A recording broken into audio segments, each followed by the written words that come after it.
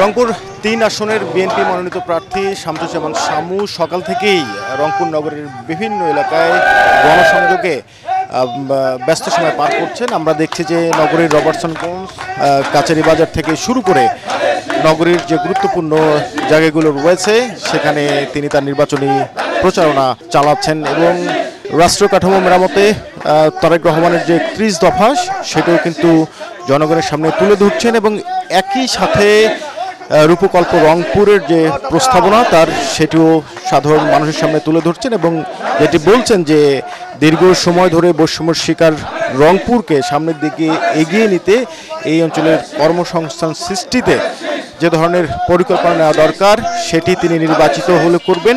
একই সাথে শিল্পায়ন, বেকারত্ব দূর করবার পাশাপাশি এই অঞ্চলে যাতে ব্যাপক কর্মসংস্থানের সুযোগ তৈরি হয় সে কারণে যে ক্ষেত্রগুলোতে কাজ করা দরকার সেই কাজগুলো করবার প্রত্যয় তিনি ব্যক্ত করেছেন এবং আমরা দেখেছি যে গতকালকে রাত থেকেই তিনি মনোনয়ন পাওয়ার পর থেকেই স্থানীয় মানুষ থেকে শুরু করে নেতাকর্মীদের মাঝেও কিন্তু ব্যাপক উৎসাহ উদ্দীপনা লক্ষ্য করা যাচ্ছে। শামু ভাইয়ের যে বিএনপির প্রতি ত্যাগ তিতিক্ষা এবং তার যে বিএনপির প্রতি ভালোবাসা এর ফল তারেক জিয়া তাকে দিয়েছেন। রংপুরে দীর্ঘদিন যাবৎ আমরা অবহেলিত এবং আমরা কোনো এমপি নির্বাচন করতে পারি নাই, এটাই আমাদের ব্যর্থতা।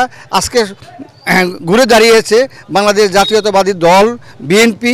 আগামীতে এই রংপুর শহরকে মডেল হিসেবে আমরা দেখতে চাই। আমরা দেখছি যে গতকালকে রাতেও বিএনপির মহানগর পার্টি অফিসে নেতাকর্মীদের ঢল নামে এবং সবাই শুভেচ্ছা জানান এবং একই সাথে প্রত্যয় ব্যক্ত করেন বিএনপি মনোনীত প্রার্থী শামসুজ্জামান শামুকে রংপুর ৩ আসন থেকে জয়ী করবার ক্ষেত্রে সকলেই যাতে একসাথে কাজ করবেন।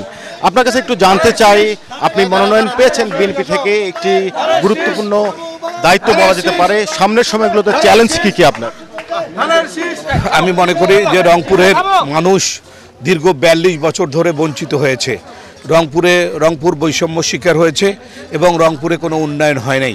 আমি মনে করি যে আমার কাছে সবচেয়ে বড় চ্যালেঞ্জ যে রংপুরের মানুষের ভাগ্যের পরিবর্তন করা, রংপুরে কর্মসংস্থানের ব্যবস্থা করা, এখানে ছোট ছোট শিল্প প্রতিষ্ঠান গড়ে তোলা এবং সর্বোপরি রংপুরের যেগুলো সমস্যা আছে যেমন শ্যামাসুন্দরী খাল, যেমন রংপুরে যানজট, এই সব কিছু সমস্যাগুলোর সমাধান যত দ্রুত সম্ভব সমাধান করে রংপুরকে একটা সুন্দর শহর হিসেবে গড়ে তোলা। আপনি হলো যে কাকে প্রতিদ্বন্দ্বী মনে করছেন নির্বাচনী মাঠে এবং সেই জায়গাতে কিভাবে মোকাবেলা করবেন, জনগণকে আপনি কতটা সাথে পাবেন?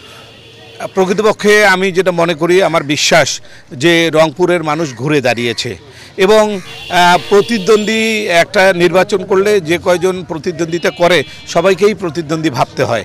ভেবে আমি মনে করি যারা যারা নির্বাচন করবে, কারণ এখন পর্যন্ত ঘোষণা ওইভাবে হয় নাই কে কে নির্বাচন করতেছে।